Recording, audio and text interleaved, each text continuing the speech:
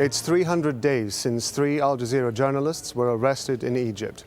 Mohammed Fahmy, Peter Grester and Bahar Mohammed remain falsely accused of helping the outlawed Muslim Brotherhood. They were arrested in Cairo on December the 29th last year.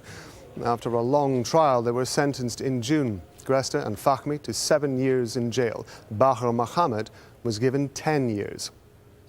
The case has attracted condemnation from around the world, from Sydney to Nairobi to the White House. Earlier this week, authorities in Cairo announced a crucial review hearing for their case will be held on January the 1st next year. Al Jazeera's Andrew Thomas met Peter Grester's parents, Judith and Lewis, in Sydney to find out how they're coping as their son remains behind bars. The last time Peter Grester was in Sydney was in September last year when he was reporting on the Australian election.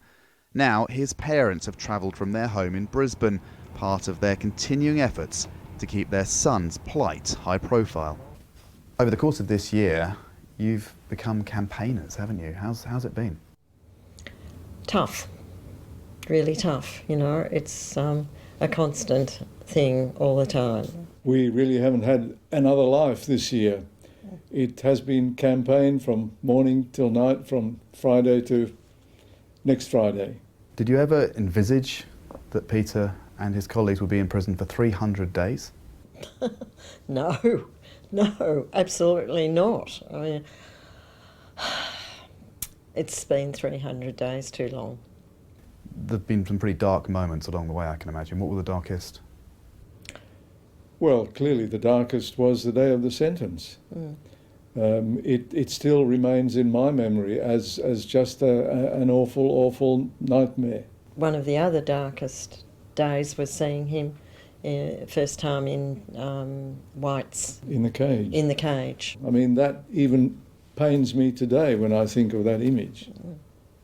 You spent 2 months in Egypt immediately after the verdict. How was Peter doing when you saw him? He was very strong, remaining strong really, and doing everything that he could to keep himself physically, mentally, spiritually all together. And now? Well, he's still strong, but having to stare, as it were, into the abyss of not knowing what's to come. There were moments when I thought he was showing some cracks. Your feelings going forward? I am optimistic and I have faith in the Egyptian highest judicial level in achieving a fair and just decision. Optimistic, but also a little bit tense about what might happen. Lois and Eurus, thanks very much.